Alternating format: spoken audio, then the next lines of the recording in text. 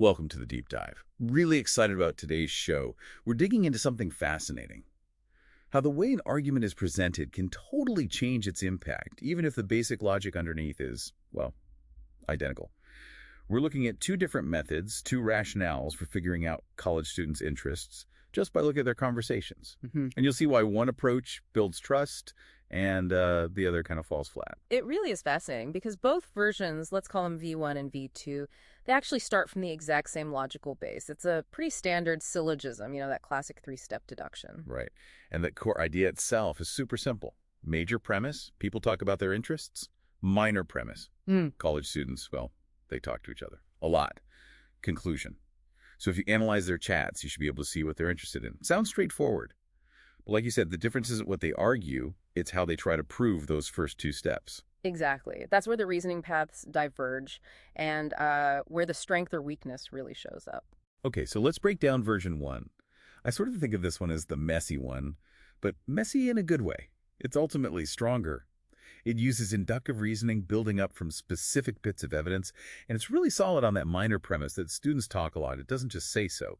It gives you verifiable stuff, like mentioning a Google Scholar search and citing the American Time Use Survey, the ATUS. Yeah. Even gives a number around 39 minutes a day. You can actually go check that. Feels academically sound.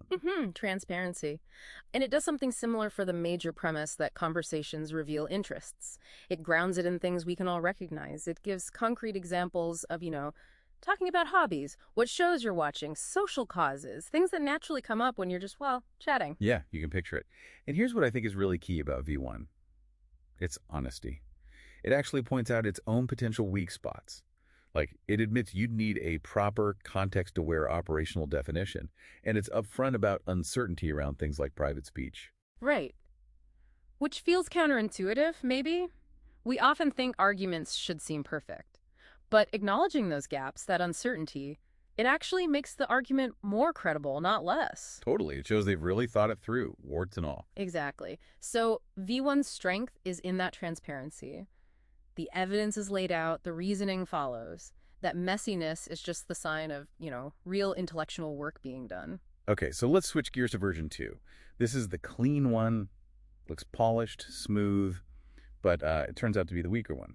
It takes a deductive approach, starts with a big theory, and tries to apply it. And right away, you see issues with how it supports that major premise, that talk reveals interests. It leans heavily on an argument from authority. It throws out these big jargon-filled phrases like, interest is a socially co-regulated, effective motivational construct. Whoa.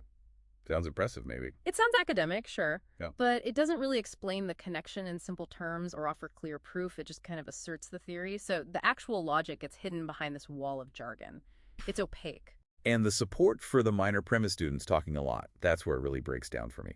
Instead of specific, verifiable sources like V1 used, V2 just gives these vague handwaves like empirical research shows or broader time use data suggests. Right. Which specific research, which data, you can't check it. Exactly. You can't follow the evidence trail.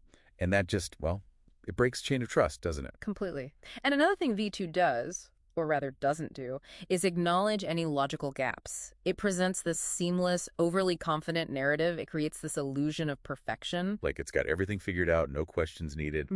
But for anyone reading critically, that lack of nuance, that lack of acknowledging complexity, it just isn't as convincing. It feels, hollow. So, summing it up, V2 looks cleaner on the surface, very polished, but its reasoning is obscured by jargon, its evidence is unverifiable, it's just logically weaker, built on shaky ground compared to V1. And what this whole comparison really highlights, I think, is something crucial about evaluating any argument you come across. It's not just about whether the basic points seem to make sense. You have to look at how they're being supported. Is there transparency? Can you verify the evidence? Is there intellectual honesty? Absolutely. It's a powerful takeaway for you, the listener. Next time you're reading an article or watching a report or even just listening to someone make a case, ask yourself those questions. Is the evidence clear and checkable? Or is it hidden behind fancy words and vague claims? Is that clean argument maybe hiding a weak foundation? Because ultimately, the method used to prove the premises, the how, can be just as important, maybe even more important than the what of the argument itself. It directly impacts credibility. So here's something to think about. How can you apply this lens now? When you encounter information day to day, can you spot when a smooth argument might be masking shaky support? What really stands out to you from this deep dive?